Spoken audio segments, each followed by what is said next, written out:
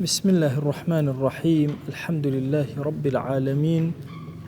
والصلاة والسلام على خير خلق الله محمد وعلى آله وأصحابه الكرام وتابعيهم بإحسان إلى يوم الدين. ربنا أرنا الحق حقا وارزقنا اتباعه، وأرنا الباطل باطلا وارزقنا اجتنابه. ربنا آتنا في الدنيا حسنة وفي الآخرة حسنة وقنا عذاب النار. برياني خوم أمل لخزمة كتابي نيابي مداواة النفوس وتهذيب الأخلاق ابن حزم جيان بسر أبين لباسي صداقة ونصيحة عند إلى درس كان من جزراندوه أمرو ياساي كتير من بودا أنا يا مرواري كتير بو إما كشفك لوي كتشون ما ملكين لقى رفيق كمانا أفرمي لا تنقل إلى صديقك ما يؤلم نفسه ولا ينتفع بمعرفته.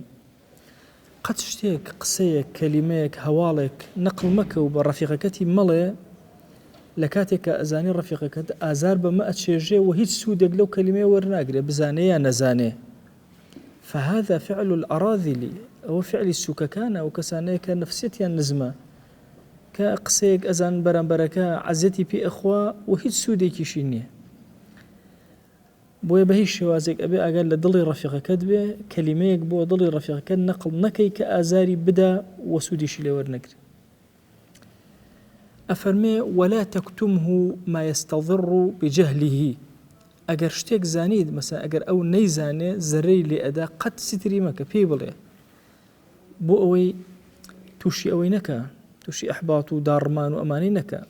قد شتيكي لي مشارة وكأزاني أجر أو بيزان قازانجي ليك نيزان زري ليك. أفرمي فهذا فعل أهل الشر وفعل أهل الشر بكتمان كي لشتيك سور أزاني براكت بنزاينكي زررك نأبي بلي واتأجر شتيك نفعي نبو وبراكت بدنگ بلي أجر نفعي هبو بيبلي سر ميشاروا لدواء مرواريك ومن باسك إما بعادتي بتأتي أو أبيت إمام خطيب مثلا خزمتي دينك زور توشي مدح أبي خلق زور بيا هل أدنو أنا أفرمي زور آقاد ديبي لا يسرك أن تمدح بما ليس فيك. هرشتك لتويا النبو مدح يعني كردي هيش بيد الخوج نبي هرشتك لتويا النبو مدح يعني كردي بوشته خير خواز نبي خلق بيانوتي خير خواز بانخواز نبي خلق بيانوتي بانخواز عالم نبي خلق بيانوتي عالم بمعنى ما خلط ودلي بي خوجنك أبدا أجر كسيك هات أبو شوازا ما ملي لقلا كردي شتاني كيوتك لتويا نبو أفرمي بل ليعظم غمك بذلك أبي هم غم بوزياتك بو لأنه نقصك ينبه الناس عليه أو كسيك مدحك بشتك لتويا نية نقصك يتوبشان أدا نقصك باس أكا لبيش تاوي خلق عيبكي تو درك وشكتو أوشت تيانية كابو بزور أقابي قاد الخوج نكي بوي كشتيك تياتانية وخلق مدحك كانوا باسك ويسمعهم إياه أتي أوشتيان بي عليك ولا تويا هيو وبابلين لتويا نية أو بناوي مدحوا أيوة أو نقصيتو بشان بداك فلانشت نكرد بنونتو أهل الشونية جني كسي جيبياتا هلا داي أو كسي كشوكان زيندو أمانة أو كرت بأخذ إيه لا يخلق بلا شكتو خسور أزانية من لتويانية يبي بلا أما نقصي هي تنبيه خلق أكاكا خاوني شونيج نية لقال أوه بخلق أوه عليه والسخرية منك قال تجبتو أكا شكشتيق لتويانية بتويا هل داوة وهزء بك سكايتي بوتو ولا يرضى بهذا إلا أحمق وضعيف العقل. أجر كسيك مدح يعني كربشتيا نبو بي الرازي وزوري بي خوش بو فرميو أحمق ضعيف العقل أجر ناس شونه ببشتك ضل خوش بيك لتويا نية أم بابا زور قرنجة شكي أم حالة زورية تبردمان إنسان مدح كري بشتانك اعتيادي خلق بصالحتي أجا صالح نيت خلق ببياو خوتي أجا بياو خوا نيت بزور شتيتر أبي زور هوشيانا ما ملكين لقلب أجر زم كراي بشتك كشتكل لتويا نية أفرمي ولا تأس إذا ذممت بما ليس فيك. هيج قول لي نبي وباك نبي هيج غمد نبي بويك زم أكري بشتاني كشتكان لتويا نية بل افرح به بيت خوش به چونکە ئەوە فإنه فضلك ينبه الناس عليه فضلەکەی تۆ دەرەخا تەنبیهی خەڵک ئەکا هوشیاریان ئەکاتەوە کە تۆ ئەو شتت تایە ئەو شتە چاک بۆیە تەسەوور کە جاری وایە ذەمت ئەکەن لەسەر شتێکە مادام لە توێ وجودی نەبێ هیچ خۆتی پێ تێک مەدە ئەوە لە نەتیجە بێتە مەدەح بۆت چۆ خەڵک چاوی هەیە ئەڕوانە سەیرەکە دیقەت ئەدا ئەزانێت کە ئەم شتە ئەم ذەمەی کە تۆ کراوە و ئەم سەرزەرشتەی کە تۆ کراوە هانیە لە حەقیقەتە بۆیە خەڵکە جوانانە مامەڵە لەگەڵ تۆیە ئەکەن لە دوای ئەوە بەڵکو ئەو کەسە بۆتە سەبەبی ئەوەی کە خەڵک سەرنجی ڕابکێشێەوە ئەو صفتەی کە جوانە لە توێیە ولكن افرح إذا كان فيك ما تستحق به المدح وسواء مدحت به أو لم تمدح الله بەڵکو دڵخۆش بە ئەگەر کەسێ مەدحی کردی شتەکە تیاو زۆر سپاسی خواکە لەسەرەوەی کە الحەمدولله مەدح ئەکرێن بە شتێکم تایە جا مەدح بکرێ مەدح نەکرێت تۆ خۆ هەر شتەکەت تایە ئەو فەزلێکی زۆر گەورەیە ئاەتەکە کە جارێ عەرزم کردوون واجعل لي لسان صدق في الآخرين إبراهيم عليه السلام خوای گیان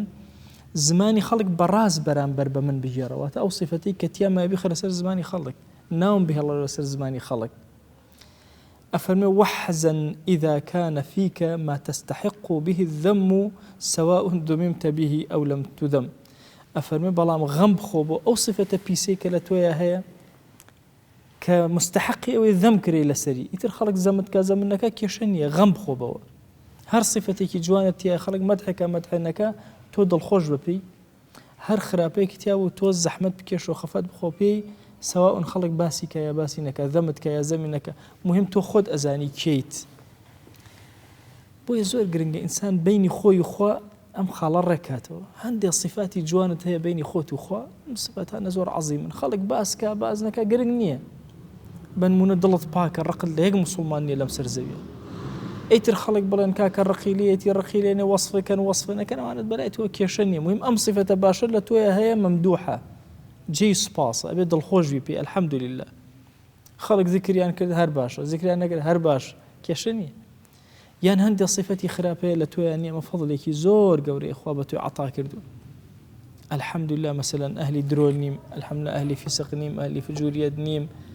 باش أو صفة أو منية الحمد لله أخوة لم بالله أنا رزقارت كردو أما خلق زمم كيا زممنك من نيمة الحمد لله لفضل أمو لخير ما ولا قورية لدواء أم مروارية كتر عرزمانك طبعا مروارية كم وتي هرشتك حاولكت بينا خوش قد بوي نقل مكة ما دام بزن نزان وكويك بوي نقل مكة قسمك ما دام عزيتي دروني أدا دوم بمدحي خلقي مقوري بذنبي خلقي شهر مقوري خليه كاري خود به شكو خود أناسي خداشتو أناسي خود أناسي خواشتو أناسي لم خالي دوا مشاعين الإنسان أبي هيج باكي بو نبي زماني خلق شيء الله قرنية خوش إنسان بطبعي حال حزيبة ويك خلق مدحي باشي بكن أو فضلك قورية ذلك عاجل بشرى المؤمن فضلك أخوائدا بلام لقل أوان ندلي بي خوش كان ندلي بي تنكا نبوستو جاني خوتي لسر بوستينا نا لدواء أمديت موضوعي كتري حساس بو إما باسكا طبعا بعادتي لأنه كومالقا تو براو رفيقة زورة براو رفيقة كانت همو خيزان وهاوسر ومنال وأمانيان هي خلق سلة سريان أكا أفرمي زور أقال من سمع قائلا يقول في امرأة صديقه قول سوء هركس يجوي ليو نفرق باسي خيزاني براكي أمي رفيقكي أمي بخرابك كرد فلا يخبره بذلك أصلا قد أو كلمة نقلنك وبراك كتوشي زحمتي أكا لا سيما بتهيبتي أجر إن كان القائل عيابة وقاعا في الناس كعيب زور لخلق أجر كسك قصي أكل سر همو كسو باسي غيبتي همو كسي سليط اللسان بالزمان دريج بو بملا بولا قصي كل سر خزاني براكت هجمله أو دافع مغرم عن نفسه وزم لا يوم معرن وسراوة معرن شر أبي أفرمي هندكس هي يريد أن يكثر أمثاله في الناس كس خرابة كان يعني هاويني خويا زور به عار خورا كان حزا كان عار خور زور به فاسد شيء كان حزا كان ربا خورا كان حزا كان بوين قسل سر شرفي خلق أكان بوشي بوي جماوري خويا زور كان رازناكن لحقيقته لزور أجر أو كسيك قسكاك أجر عياب لم جماعة أبو زور أجر هذا كثير موجود ما زور أجر لي بتشاوكرابه وبالجملة فلا يحدث الإنسان إلا بالحق يعني أهل إيمان بحقنا بكلمة لزمان ما يتدر والله وانو بهم وابو رئيم آوائل أبدا أو إشي أمنية تنها حق لسر زمان ما درسه وقول هذا القائل لا يدرى أحق هو أم باطل كسيك قسيك فرداوة ونازاني يا حق يا باطلة إلا أنه في الديانة عظيم إلا لدين داريا أبي بزاني أو كلمة زور قورية أو فريداوة بس أقرتو أو قصي أو بجري توجايت إلا ما جيسيكي ترى باسي بكيتو بوتو زوزر عظيمة كتو أهل ديانتي تو أهل التزامي أبي زور هشيانا ما ملك كلماتي سر زماني خلق لو أشيبو هندي خلق هر قناه جنبي بس بو توي ملا زور قناه هيج كلمة لو كلمة نبلي شكا هيج ملا يقنية لا واسترين ملا باي خوي جماوري خوي هي خلق هي معجبة بيه ويجوي لي أقري أو كلميتو احتمال إنسانك بشكينة دهر مني أبدا بويا كلمة لزمانيتو درناسي بهي الشوازي تصور كان نكلة لبابتك أو جورة مثلا قسكرن لسر آفرتي لسر شتي بسيط يزور بتشوكيش كقسيك تذكر لحد يخو لسنوري خويا نبو تصور كان يكسر كاريجري لسه خلق دائم اما اعتيادي لبين خو ما نهم مجارباسي وانا اكن كور الان كاك والله خطبه كان زندونين بهيزنين بتشك خمي دين معنا حزه كان خطبه ملاكان زور بقوه بزور بهيز بي وانا ببير مجارك جنج بوم لمجلسك كاتي جمعه بوت من بابتين بوت جمعه امانه وتم والله يكون قصه كان ينهم دوباره تصور كان او مجموعه خلقي لقال من ابو دواي مدتك ناجن بوت جمعه حتى راكم كنا نردم ابو جمعه زمن كي زوري ويست قصه كي من او عند كاريغري وخمنا مزاني وانا كاريغري اتريان كرك هيجني حر قصه دوباره بشرت دوباره جني هلا خطبه هذا كم زان اجر ملاك همو صال باسي التوبه ابو خلقنا كات دوباره أو خلق شيء عجيبة يعني أيوة جوي لدين بيت كلماته جوي لبك غريب به اشتوانية للشريعة هر كس أسلوب خويه جاري وهي ما وصايش يعني بيز جرباسي توبأك ليش يقل جاركانا يكيق لو عبدان أخو هالي أبجيريتو بكلميش أم أشتنا وبهشت أزان أبت النور يكون لسرزيا بالله أبويا أبدا نفرق نية لسرزيا خطبة بداتو كلمة يقبليتو كلمة كي نشياب كألم نشيابه ما بس مني ما هي مستوى ضعيفة وأنا نا خواجة لجو أم كلمات أنا هلا بجيري أم كسا أم قصي أكاد يكر لنا أو مجالسانا أم كلمة بو أو سودي بوا أوي جراوته أوي هناوته أوي شاكر دوا لبرو الزور آقاتا لو بابته بي وقع لخلق أبي نطقي كلمته حق بي لخلق نابي بهي الشوازة قمان به الرأي خود به أفرمي أي أجر كان كسي باسيان كرت مثلا هر أو بابته يق نفر نبو نفر لشوينك بيست لشوينة تربيست لشوينة تربيست فإن سمع القول مستفيضا من جماعة وعلم أن أصل ذلك القول شائع زانيك أم قصي خوي بلاوي بيكراوة شائعة بربلاوة وليس راجعا إلى قول إنسان واحد ولا يج إنسان ناقرته أو يطلع على حقيقة يان خوي بو خوي يان آوابو خلق زور باسي أو كي يان خوي اشتيكي بيني إلا أنه لا يقدر أن يوقف صديقه على ما وقف هو عليه ناتواني الرفيق كي والبكاك أو موقف أو مشهد بشاني أو بدا هلايكي بيني ولا خيزاني لها وسي لكسيكي فليخبره بذلك أو كاتب شي بيبلي بلان بينه وبينه في رفق نسي لنا وخلقه والرفيق كان يترى وركاك تو آقا الدنيا نية تو آوا نا هردو كان بيك ودائنيشن شكا يموت من أبي نصيحة شون بي سر بي جهر نبي باشا أو يكي يقول قاعدة كان نصيحة أبي سر بي جهر نبي أو زور قرنجا لبناي أوشا وتبان حتى تعرضها بي تصريح نية لنصيحته أقر كسي بصراحة قصبك لسر هر موضوعك حرمتي براكي خوش كانوا ظلمي لك لا بلكو أفرمت شيء أفرمت بشو بولاي لقال يا دابريش بهواشي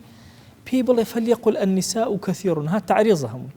هيك صريح نية كل جنزور وزوانية حصن منزلك مالي خطوك موقايمك ها ثقف أهلك كنتروليانك تنوتوليانك واجتنب أمر كذا أقل لو بالسفر مكة شاول سمنا الله كان بهر قصي لمانه وتحفظ من وجه كذا وأقدرك أقل فلانشت أقل لي بكاك موبايل مالي عالمي كاول كردوه كاكا دراوسي بكلك نايا أبي أقول لي بأمر رجاوك جارانية شاو كرابي خزم خرابة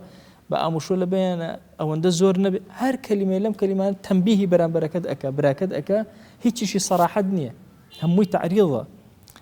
فإن قبل المنصوح وتحذر أجر أو كسيك النصيحة تذكر وري قرت وخوي باراس فحظ نفسه أصاب باشا وخوي باراس بما أو كاتب قصي خوي ورقرت طاو بيكاي وإن رآه لا يتحفظ لا يبالي أفرمي أي قربيني لقال أو أمهم التبيني وأمانة داية وأمانة هيج جوينا أداية أمسك أو استيئ تناشته وهم الرجاء ولا يعاوده بكلمة هم الرجاء بوي باسكت كاكا جن زورو كرا آقا ولا فلانة شد بيو يكجر تحفظي كر تيجيش بارتين أفرمي وتمادى على صداقته إياه هل لقى الصداقة ورفاقتك يا بروا بلا متى هيش قصنك لو باروا فليس في أن لا يصدقه في قوله ما يوجب قطيعته أفرمي لم بابتا اشتيقنيك بهوكاري أو بجوي أمينة كردوه يتر أم الرجل اللي ببرو قطيعتك تو وازي لأن بهر رفاقتي خوي لقلابك فإن اطلع على حقيقة وقدر أن يوقف صديقه على مثل ما وقف عليه باشا لسر حقيقتك وستا الشيتواني براكي أو حقيقة بشاني براكي رفيقك بدا فرز لسري أبي بتشي بيبل بشاني بدا حقيقتك بريش وأن يوقفه على الجلية بأشكرا روشنيكاته بوي فإن غير ذلك أجر جوان أو بشات شون أمشتي بيني وجيجي جمان وبشاني براكي دا بهمان تششن براكشي بيني بلام أجر هيج قران كاريك روي ندا قران كاريك روي دا أو باشا وإن راه لا يغيره فليجتنب صحبته بأجي ليه شون أم همشتكي أجلي الرفيقشي أجلي بلام جوابه جناه نادا فإنه رذل جار كسيك نفس نزم نبي أو كاتل قال يا بقرة لا خير فيه ولا نقيبة نا عقل داري نخير هي لو بابتك الرفاقة قال أو كسبك كوابو مرواري كي جوري بأمدا ابن حزم مرواري كأما يكا أجر كسي قصيكر لقال لسر خيزاني دوستكت بيدنجي لك هيش نية احتمال أهلي عياب بأهلي قصة هنا نقصة بردن بهيش أجر جماعتي وتيان لسر كرت بجورك لجورك كان بالتعريض بيبل أتواني بالتعريض زكاة تيبقى يان خود اشتيكت بيني بلام نت أتواني براكت أو اشتي بشان بدي بلام أشتواني اشتيكت بيني وأشتواني براكت بشاني بي كاكا وفلان كسكت ولا مالوني أمشوتنا كورا متابعك أتواني أما بكي بون مونا بلام تو ألم كاتا أوت بشان دا أمشوكي بيني هيج قران كاريكش دروز نكر دور كورودي أو بكرت الرفاقة برادرنا تو نصحي خوته بيجان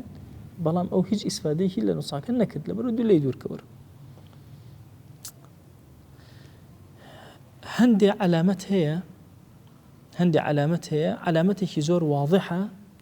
رحمتي خالة ابن حزم بأفرمي ودخول رجل مستتر في منزل المرء دليل السوء أما يا سايك زور قوري كسي كبيني بدزدز خوي كرب مالك أما علامتي السوء يا بود زير ويا بود روشتي رو ديار يعني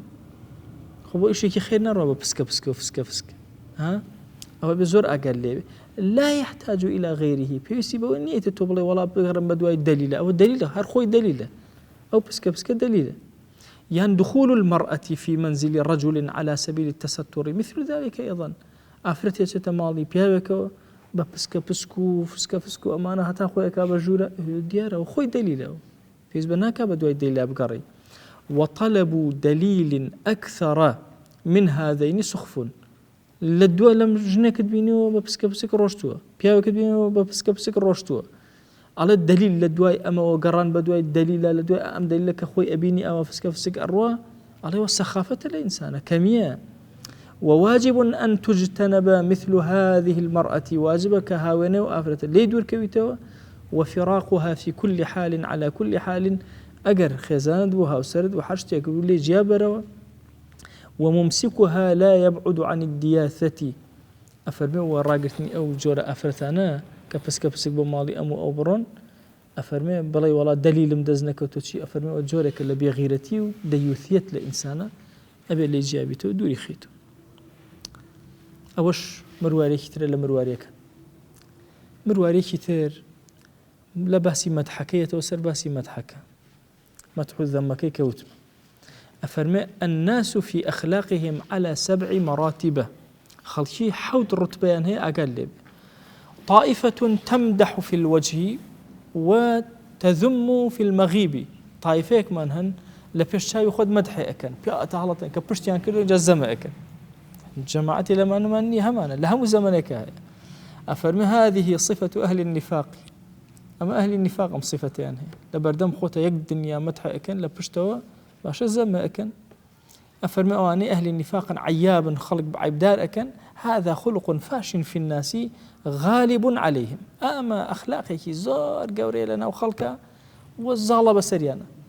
لبردم كابرايا وصف السناء كان بشتيان كده وزمي قصيلة سرك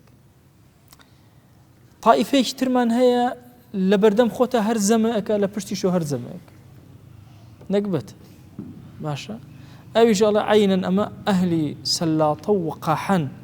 ماشا أهلك وقحا زمان دريجن لهمش يعني كبر بركة أشكين سواء لبردم يا لبردم يا نبل طائفة ترمان هي عجائبة ين لبردم خوتا زمع أكن كشي لبشتو مدحي أكن أفرمي طائفة ك تذم في المشهد أمجاريان طائفة تمدح في الوجه والمغيب لبردم خوتا هر مدحي أكن لبشتي شو هر مدحي أكن أقول لي بوانا أهلي طماعا كلا خد مدحي أكاتو بياتا هلا لدوايش كمدحي أكن بشكم بيه بقاتوشتي إسفادك أو أنا أهلي ملقا كتشي يعني إخوان هلا واصن بإنسان ومرايبو أكن طائفيك شيء ذمد أكن لبردم خوتا لبشتو مدحي أكن الله أوانج أقال لي بي أو أهلي حمقا أحمقا شون لبردم خويا كابرا يزمي أكي دواي مدحي أكي لير لا خوي خود أشكيني وكابراج أشكيني لبشتو مدحي أكي أفرمي أو حماقة لإنسان النواكب معناه حماقة دي وأما أهل الفضل أي أهل فضل شون الله فيمسكون عن المدح والذم في المشاهدة بهيش وازل بردم خوتا أما أهل فضل بسرتوا نمدح أكن نزم أكن ويثنون بالغير في المغيب أجر خل لي النبي باشا باسد أكن أو يمسكون عن الذم يا على الأقل بهيش وازل ذم توناكن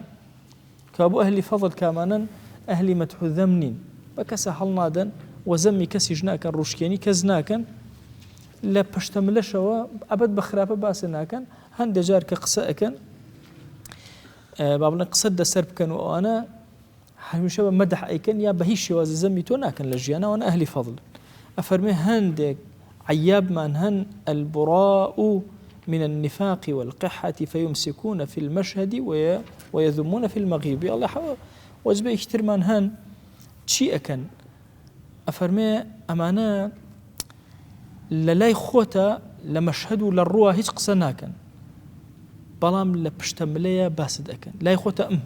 أو إني لا خوتا مدحكن وكو وجبة كيتر لا خوتا مدحكن وكو أهل النفاق لدوايا زمكن لا خوتا كربن هولي رواتني بيدن قبن باشا لبشتا وشي أكن ذمت أكن أو جور خلقش هي أما أنا هموي أخلاقيات أي أهل السلامة كن على أهل السلامة أمانان أهل فضل دياربو أهل السلامة كن فيمسكون عن المدح والذم في المشهد والمغيب نلكاتك هاي نلكاتك نيت لما جالس لا غير بهيش وازن نزمي توكن مدحي توكن هيج أفرمي ومن كل هذه الصفات قد شاهدناها وبلوناها همو صفة لا همو جماعة لم جماعتان ابن حزم الله خوم بيني ومن توشي بلابهم لقالي أنا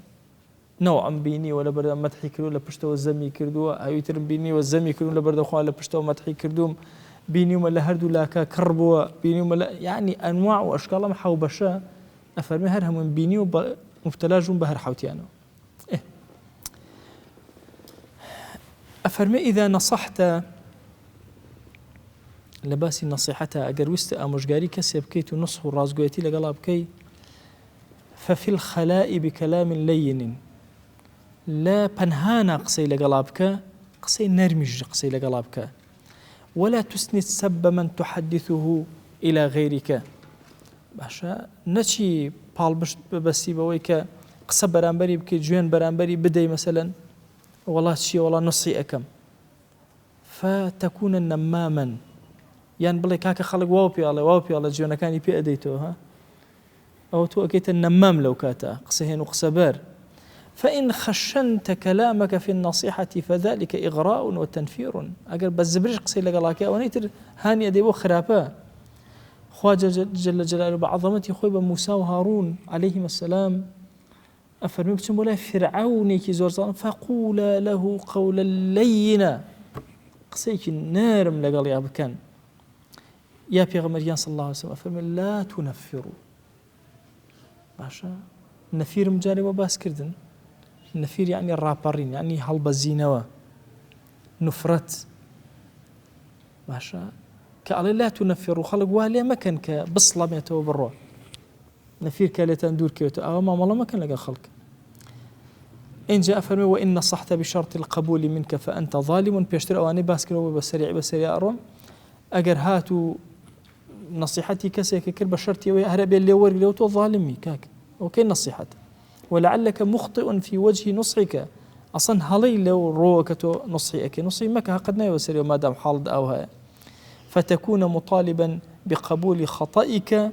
وبترك الصواب تو أتوي هلي تو قبول كاتواز للصواب بينتو أو أنا كما دام أتوي حمشتي اللي تو ورق نابت مرجني اللي دور قريها مشتي أو مروارشتن لا واضحة بيشتر بس ما كردو أو أفرمي حتى يشتغل سرزايا فائدة حتى رفاقتي جاهلش فائدة ابن حزم أفرميها مشتى فائدة حتى رفاقتي شي جاهلة كانش هر فائدة. الله لقد انتفعت بمحك أهل الجهل منفعة عظيمة بتيك الله يبون منزيق بونهم لأهل الجهل ونفامي كرسود مرقرتو منفعة مرقرتو ها وهي أنه توقد طبعي هندجر أجري لمن برداوة واحتدم خاطري باشا خاطري مني مشوش كردوه كاتك لقال أم جاهلانا أو أم كردوه وحمي فكري مشكي فكري مشغول كردوم قرمي كردوه تهيج نشاطي جاري وهي نشاطي من جوا فكان ذلك سببا إلى تواليف لعظيمة المنفعة هر أم تيك الله لقال خلق لقال أم جهالنا كاتك اللي خوم نزي كردونا تو لابد أما هوكارك ببوي والفتك زور قوربو من دروز ببي كسودي زور دواتر بو من هبوه أجر بها تايا أمانة لبناما نبونايا ولقال ما نبونايا أو الفتن بو دروسنا أبو لقال أوا مثلا أهل الجهل لكاتد أكو جي أو تكا أوانا بلام هر فوائد شان هي بوي أفرمي هرشي اشتيك هرشي حركة لكل شيء فائدة وقاعدة زور قول حتى اشت فائدة يعني سين مصيبة الرومانتية كابا مصيبة فائدانية بلا إخوة فائدانية بسرتو هيك زور أسايب بلاتانا توشي بلاي وهاب بن همو سرزي بخراب باستان كحد نبي ولا مساري إيشي خوتان بقورة أو كاروانة توبيا أروي خوش أجر خلق متحد كاتو بس جب زمتك زي همو سرزي زمتك قرنج ويا توكي لبردم خويا أو قرنج بويا لكل شيء فائدة حتى يشتبه بسرته همو فائدة حتى اصطحاب وقران وتمام بلايا كتيك البخل كبي أصل لإنسان أم تيكاليانية بلام هر أجر هر فضل تيكالبا باشا توشي زحمتي بهويانا بلام توشي منفعتيش أبي لم بابتي صداقة النصحة كومالي كوتاقسي ابن حزم لأموشقاري ما نبوم بابتي الرفاقة والصداقة أفرمي لا تصاهر إلى صديق قد نجن بدا بهاولكت نجني لي بخواز ولا تبايعه نشتي بفروشنا لي بكره باشا أو صديقاني كزور سو صديقتن نشتي لي بكره بفروشروا إنما سيجن خوازي باب كيوتا بينتا شو صداقتك تيكتشي فما رأينا هذين العملين إلا سببا للقطيعة الله بالتجربة يخوم أم دوشتن بيني وبتسبي قطيعة زور يكيان خوش يستو أو أنا فيدا كان كشي دواي تقلق بسرعة هو كاري بسرعة نكتشي باش جنوجن خوازي لبين الرويدا ودواي طبعا لجنوجن خوازي مشاكل دروسه به بهوي مشاكل قطيع الروح هذا برياتك دس أدي يعني كرر فروشتن يكي كان إلا بيش يعني خلطان دبي ها ئەگەر هەردووکیان ئیثار کەن لە کڕن و فرۆشتنە ئەو بڵێ ئەو لە سەرکەن لەگەڵ یەکتر کڕ و فرۆشتن ناکرێت لەو بێنە هەدیە ئەکرێت یا کاتێک کڕین و فرۆشت کڕین و فرۆشتن فعلەن ئەوەیە ئەم ئەوێ قازانچکە ئەویش ئەوێ قازانچکە لە بنێوان ئەو دوو قازانجا حتما عاجزی دروسێ أفرمي وإن ظن أهل الجهل أن فيهما تأكيدا للصلية فليس كذلك الله أهل الجهل بيان واي أجر جنوج خوازي روا زور تيكلا بن لقال يكترا يان كرين وفروشن الله كاك بخزمك يخوي بفروشن باشترا نزل لدوايا أبيت السبب والله بي واي أهل الجهل بيان واي أبيت السبب الصلة والله أبيت السبب قطع نماني الصلة أفهم لأن هذين العقدين داعيان كل واحد إلى طلب حظ نفسه شو كأمدو دانه هردوك تاخوازي وك هر كسب بشكي خوي بشي خوي زياتر ورقري لكرلو فروشنا يعني لزواجه والمؤثرون على أنفسهم قليل جدا وأنا إثارك لغايته كمن فإذا اجتمع طلب كل امرئ مع حظ نفسه هريك طلبي نفسي خوي وبشكي خوي وأمانة وقعت المنازعة منازعة دروسة به ومع وقوعها فساد المودة يتور دو دبرايتي وخوشويستي وأنامن كان كذا بين رفيق وبرادري زور شاك بهوي كرن فروشنيك ورك وازيان لا رفاقة صداقتي هنا ويا بهوي جنوج خوازي وكوتو تبينيان مشاكل هردو طرف دروز أفرمي وأسلم المصاهرة مغبة مصاهرة الأهلين بعضهم بعضا سلامة ترين مصاهرة كإنسان تيا نخلته أفرمي أويا كإنسان خزمي خوي بخوازه لأن القرابة تقتضي الصبر وإن كرهوه چونك بو خزمة يتك وها أكا آرام زياتر لقل يكترا بقرن با لقل يكتشان نقونجن حديثك بيغمريان صلى الله عليه وسلم لا قرابة قريبة لفقه خومانا قرابتي قريبتي زور نزيق أفرمي بأ نخوازي بلام قرابتي بعيد زور قوري لا أجر إنسان مثلا بيه جن بخوازي أفرمي قرابتي قريب لهموي باشتري قرابتي قريب شيء بيغمري خواه صلى الله عليه وسلم لقد بدك تشكي خوي أداب إمام علي أكاتا شي أكاتا آموزازا وانيا آموزازا زايا كوتو تبينيان قرابتي بعيدة باشترين أو هاي أي قرابتي قريب أي روينا دا بها بيغمري خواه صلى الله عليه وسلم زينبي خواسو زينبي كشي جاحش كيتي كشي بوريتي وانيا كابو قرابتي قريبش دروسة بس ابن حزم رأيك أو هاي أفرمي باشترين يا كمترين زرر لمصاهرة جنو جن خوازية أفرمي بريتيا لويكا لخزم كان بخوازي بو أجر يقدر يكتريشا نقول جان قراب يعني مودة باي أو نبو قرابة باي أو هي كبيان قريته وبيك كمترين كيشكان لنوان أو أنا رؤدا لأنهم مضطرون إلى ما لا انفكاك لهم منه من الاجتماع في النسب أفرمي تشكبو أو أنا تازن نسبي أن تيكلا حتى أجر أنبا بدش هالوش إنه نسب هالناوشته ويا حول أدن لقل يكتراب ساشن هرشون به الذي توجب الطبيعة لكل أحد الذب عنه طبيعتها مو إنسانك أيو بارزقاري لبكا حمايتي بكا ببارزيخ كخزمايتك كوابو لخزمايتي كدنكا دوجار إنسانك إسفادك هم حفظي خزمايتك خويك هم لا يشتري شوا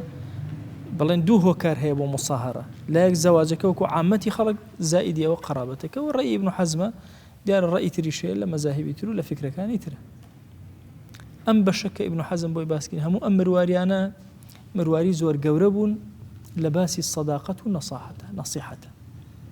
آيات شون نصح أكري وشون صداقة راجير أكري أما كومال التجارب أزموني بياوك سرق وزيرانا كوش أندلس أبي چند خلق مرايان بوكر بماستويان بوكر بيانا هالضابي ولا بردمياو باشا بياوك زور دولة من ده ابن حزم كلا علماء دولة من ده كان طبعا من دوجر عالم من هي عندي عالم من هلا جياني أنا زور دولة من ونهش ما زور فقير ابن حزم مناقشة هي لقال إمام باجي مالكية طبعا لمناقشة فضائل زور قوريتي طبعا إمام باجي كتابه هي فريد الأنصاري هي مفكرة مغربية كان بناوي العالمية شرحي أو كتابه كردو إمام باجي كتابه نسيبه كركي خوي أمشجارية كاتشون بخوانه فريد الأنصاري هاتووە ئەوەی شەرح کردو چاپی کردو چکەوانە مالیکین مەغریبیەکان بە ناوی العالمیە کتێبێکی زۆر عەزیمە ئەو کتێبە لە هەر کوێنە بینیتان بیخوێنەوە یاسایە بۆ تۆ دائەنێ لە دوای ئەوەی بووی بە مەلا چی بکەی لە دوای کولیە و تەواو کرد چی بکەیە تۆ نەزانی بووی بە عالم ئەو کاتە عیلم دەست پێ ئەکا چی بخوێنی چۆن بکەی هەرچی منهەجەکەی کە دایناوە منهەجێکی مالیکیە ئەکرێ کتێبی منهەجەکە لە فقه بکەیتە شافعی بۆ منطقی خۆت مثلا ئیسفادەی زیاتر لێ ئەەکەی چکە توێژی منطقەکەی تۆ شافعی مەذهبن و ئیشەکەیان لە خەڵەکە شتێک نەدەین بەڵام خودی ئەو کتێبە کە ئەخوێنیتەوە ئینجا قەدارەت و عەزیمی ئیمامی باجیت بۆ دەرەکەی کە چەند عالم بووە ئەڵێن ئەگەر ئیمامی باجی نەبوایە مالیکیەت لە جیهانە نەئەما بەهۆی ئیبن حەزم ابن حزم مناقشێکی زۆر گەورە بوو لەگەڵ ئیمامی باجیا سیرکەن یەکێک لە جارەکان مناقشەکە ئیمامی باجی لە فەرمودەیەکە هەڵەئەکە طبعا یەکێک بۆ لە ئەفقر عولەمای ئەو زەمان جلەکانی چەندین پینەی پێ بوو کە چوو بۆ لە ابن حزم بۆی مناقشە فەرمووی لە مناقشەکە بە ابن حزم وتی اعتزارەکەم لەوەی کە زەحمەتی ژیان زۆر شتی لەبیر بردووەت فەرمان شتێکی خوێندەوە بە هەڵا فەرمووی زۆر شتم لەبیر چوت ئەڵێ لە دوای ئەوە ابن حزم هەڵەیەکی کرد خۆی بە دەستی خۆی وتی زۆر داوای لەبوردنەکەم خۆشی ژیان هەنێشتی لەبیر بردووەت باشە چونکە چۆن ناخۆشی لەبیرتەوەتە خۆشی لەبیرتەوەت طبعا ئادابی ئەو پیاوانە زۆر گەورە بوو تەسەوورکەن مالیکیەکان پەلاماری ماڵی ابن حەزمیاندا مەکتەبەکەیان سووتان ئیمامی باجی خۆی کرد بەناو ئاگرەکە کتێبی موسنەدەکەی دەرهێنا کوورە وتیان چی خەری و بسووتەی تی والله ئەگەرم کتێب فۆتەی هەموو عالەمی ئیسلامی زەرریە کرد ئەو مناقەشەیانە شەو ڕۆژ سەری ئەو ئەدەبەکە ئەو ڕەوشتە بەرزە لەگەڵ یەکترە عەوام تێناگالەوە بەڵام عالم تێ ئەگا گەوهرەکان یەکتر ئەناسن بڕواکەن ئەگەر دوو مەلاتان بینی بەربوون یەکتر هەردووکیان جاهیلن چونکە یەکتر ناناسن گەوهەری یەکتر ناناسن ئەگەنە هەمووی کارەکە سێکەن ڕەحمەتی خوا لە ئیمامی غەزالی بێ لە ئیحیاکە شتێکی زۆر عەزیمە ئەفەرمێت تەسەوور کە ئەگەر زانایەکت بینی ئەڵێ هاوشانەکان لەگەڵ یەکترە طبعا ئێستا فیتەرێک لەگەڵ مەلایەکە حەسادت نابە فیتر لەگەڵ فیتەرە باشە مەطعەم لەگەڵ مەطعەمە مەلا لەگەڵ مەلایە حەسادت دروستە بێ ئەڵێ ئەگەر مەلایەکت بینی لە تۆ جەماوەری زۆرتر بوو خەڵک زۆر گوێی لێ ئەگرت و ئەوانە ئەڵێ نەچی حەسادەتی پێ بێ ئەڵێ ئەزانی ئەوە وەکو چی وایە ئەڵێ باوکت وەفاتی کردبێ نەزانی چی بکەی لە تەرمەکەیت داوێ بە کۆڵتە مسلمانێک بێ بڵێ کاکە ئەوە پاچ ئەوە خاکەناس ئەوە هەموو شتێکمای هاوکارتە بم وەرە بە قەبر بۆ باوکت لێ بدەین ئەڵێ مەمنونی نابی ئەگەر بڵێ پاچوشتی تۆم ناوێ کاکە باوکی خۆم بە کۆڵی خۆمەوە بێ ئەڵێ گەورەترین زوڵم لە خۆت دەکەیت و لە باوکت چکە باوکت ئەوەندە بە پشتەوە نامێنێتەوە بۆ گەنەکە ئەڵێ ئەبێ دەستی ماچکەی کە پاچی خاکەنازیێنەوە کارەکە ئەڵێ کاری داوە و دین ئاوهایە بە کۆڵتەوەی خوات بێ کەسێ پاچێ زیاتر بۆشێ ئیش بۆ تۆ ئەکا بڕواکەن مەلایەکتان بینی جەماوەری زۆر بۆ ئیشی بۆ ئێوە کرد بۆیە چوونە هەر مزگەوتێک مەلایەکتان بینی سوژدە بەرن خوایە جەماوەری ئەم مەلایە زیاد کە دڵی خەڵکە لەگەڵ یا وابەستەکە ئیخلاسی بدەرێ هێزی بدەرێ توانای بدەرێ باشە بەشێک ئەبی لە ئیشەکە هەم ئەجری ئەوە دەسەکێ بەم دوعایانە هەم کی ئەڵێ دوعاکەت گیرە نابێ خوا ڕەحم بەو برایەتەکە سەرزەوی پێ ڕۆشن ئەبێتەوە لە قیامەتە تۆ ئیسفادە لەو ئەکەی یان لە دوای مردنێ کێ ئەڵێ لە کامیاوی ئەو لە زێڕ و مرواری ئەو ئیسفادە ناکەی لەبەرەوە ئێمە لەم دینداریە ئەبێ شێوازە مامەڵەکەین لەگەڵ یەکترە ئەم سەداقەت و ئەم نەسیحەتەی کە ابن حەزم باسیەکە زۆر گەورەیە زۆر جێ ئەوەی ئێمە بە وردی مامەڵەکەین لەگەڵەوە ئەم پیاوێکی گەورەی بە تەجروبەیە قسە بۆ ئێمە ئەکا لێکدانەوە بۆ ئێمە ئەکا ئێمەش بەڕاستی بەتایبەتی لەم زەمانە بۆیە ئەو کتێبەمان هەڵبژارد ئومێدەکەم زەمەنی دەسەڵاتی موسڵمانان دەست پێ بکاتەوە بۆ ئومێدەوە ئومێدەکەم زەمەنی ئێمە ئەگەر نەشبێ زەمەنی ئێوە سەرۆگوەزیرانی موسڵمان ببینن یان خۆتان سەرۆگوەزیری موسڵمان چۆن مامەڵەکەن لەگەڵ خەڵک چۆن هەڵسوکەوتێک ئەمان هەموو صفاتی قیادی پیاوی گەورن بێلنەوە ئێمە دروست بن ئەهلی فەضل ئەبەو شێوازە مامەڵەک ئەگەنە خەڵکی تر ئەو ڕقی لەو ئەبێ ئەو قسە لەسەرەوەکەوانە کەی صفاتی ئەهلی شەهامەت و ئەهلی مەرداتیوە جا ئەمڕۆ تەسەوورکەن زەمانێکە جاری وای ئینسان چەند کەس سەیری هینەکەی کردووم چیمە ڤیو گەیشتە 7 ملیۆن باش ئەک داوەشی ئەخوا 7 ملیۆن چییە وشت چی ئەوە کەی جێ دڵخۆشکردنە ئایا ئەوە سەری نامەی عماری خۆتت کرد 7 ملیۆن مەلائیکە شاهیدیان بۆ دای لە بەردەم قیامەت یان 7 ملیۆن کەس بینیەوە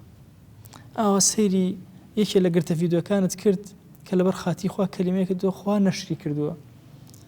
ئەی خوایە ئەمە نەدێتەوە بەسەرما ئەم کەلیمە زلەی وتومە نەیکێتە بەڵا بەسەرمەوە خوایە بیکەیتە ڕەحمەت بۆ ئومەتی ئیسلامی بەخوا ئەبێ ئەوە مامەڵە کرێ ئەگەر ئێمە لە خەتەرێکی زۆر گەورەین لە ئەمڕۆ بۆی ئەم بابەتە ئەخلاقیاتە بەرزانە ئەم ڕەوشتە بەرزانە کە باسییان ئەەکەین ئەگەرچی هەومان نوقسانین بەڵام ئومێ دەکەین بە کەلیماتی ئەم پیاوە گەورانە بێتە نەشتەرگەری بۆمان و خوا دەروێکمان لێ بکاتەوە لەم زەحمەتی ڕزگارمان بێ خوایە گیان لێت ئەپارڕێنەوە لێت ئالاڵێنەوە یا ڕەبی خوایە لە هەرچی گوناهمانەوە ببوورە گوناهێ بە ئاشکرا کردومانە عەفومان کرد گوناهێ بە پەنهان کردومانە عەفومان کرد گوناهێ نەمانزانی کردمان عەفومان کرد گوناهێ زانیمان و زیادەڕەویمان کرد خوایە لێمان خۆش بە یا ڕەبی خوایە ئیمانمان دامەزراوکە خوایە عاقیبەتمان پڕ خەیرکە یا ڕەبی خوایە تووشی ڕق و کینەمان مەکە ئەخلاقی فاضل و گەورە لە ئێمە بچەسپێنە یا ڕەب العالەمین یا ڕەبی خوایە لێت ئەپارڕێنەوە لێت ئەلاڵێنەوە بە کەڕەمی خۆت و ڕەحمەتی خۆت هەڵمان بژێرە بۆ خزمەتی دینەکەت کاری گەورەی دینەکەتمان پێ بسپێرە مەمان کەرە عیبە بەسەر دینەکەتەوە یا ئەکرەمە الئەکرەمین خوایە مەمان کەرە مایە ڕەخنە بەسەر دینەکەەوە یا ڕەب العالەمین یا ڕەبی خوایە داوات لێ ئەکەین بە ناوی جوانت بۆ سیفەتی بەرزە بە ئیسمی عەظەمت ڕەحمەتی خۆت بەسەرمانە ببارێنە تو گەورەی خۆت خوایە مصیبەت مەخەرە ناو دینمانەوە خوایە بۆ خاتری گەوری خۆت لە مصیبەتەکانمان پارێزە لە ڕیا بمان پارێزە لە تەکەبر بمان پارێزە لە غەفڵەت بمان پارێزە دەروی خێرمان لێ بکەرەوە یا ڕەب العالەمین کەڕەمی خۆت بەسەرمانە ببارێنە یا ئەکرەمە الئەکرەمین یا ڕەبی خوایە داوات لێ ئەکەین بە ناوی جوانت بە سیفەتی بەرزت بە ئیسمی عەظەمت ئەگەر چی ئێمە شایانی خزمەتی دینەکەی تۆ نین خوایە تۆ خوایەکی زۆر شایانی شایانمان کە دروستمان کە بەهێزمان کە یا ئیلاهی دڵمان وابەستە یەکتر کە ڕۆحمان زیندوو کەرەوە یا ئیلاهی بمان گێڕە لەو عەبدانەی کە بە ڕۆح دینداری بۆ خزمەتی دینەکەی تۆ دینداری و ئامادەکاری ئەکەن بۆ خزمەتی دینەکەت یا ڕەب العالەمین خوایە بمان گێڕە لەو عەبدانەی کە بە ڕۆحیان یا ئیلاهی ئامادەی فیداکارین بۆ ئەم دینەی تۆ یا ڕەب العالەمین خوایە داوات لێ ئەکەین بە کەڕەمی خۆت لەسەر ئەم دینداریە بمان ژێنە بە دینداریە بمان مرێنە عاقیبەتمان پڕ خەیر کە لە فەساد بمان پارێزە دڵ و دەروونمان پڕکە لە خواناسی لە تاعەت لە عەبدایەتی یا ئەکرەمە الئەکرەمین یا ڕەبی خوایە لە گوناهی دایک و باوکمان ببوورە لە گوناهی مامۆسا و قوتابیمان ببوورە لە گوناهی برا و خوشکمان ببوورە یا ئیلاهی داوات لێ ئەکەین لە گوناهی خزمەکانمان ببوورە لە گوناهی هاوڵ و خۆشەویستانمان ببوورە یا ئیلاهی هانامان بۆ لای تۆ هێناوە بە گەورەی خۆت و بە کەڕەمی خۆت لە گوناهی خێزان و مناڵ و وەچەمان تا ڕۆژی قیامەت ببوورە یا ئیلاهی هەر کەس گوێگرێکی ئێمە یا ڕەبی خوایە لە گوناهی ببوورە خوایە داوات لێ ئەکەین بە کەڕەمی خۆت و بە ڕەحمەتی خۆت ئیخلاص بخەوتەکانمان وشەکانمان یا ئیلاهی تۆ خۆت لە ئاسمانەکان قبوڵیان کە یا ئیلاهی بە گوێی خەڵکی زەویان بدە و قبوڵیان بدەرە یا ڕەب العالەمین ئیلاهی داوات لێ ئەکەین ئەنانیەت بە کەلیماتەکانمانەوە مەهێڵە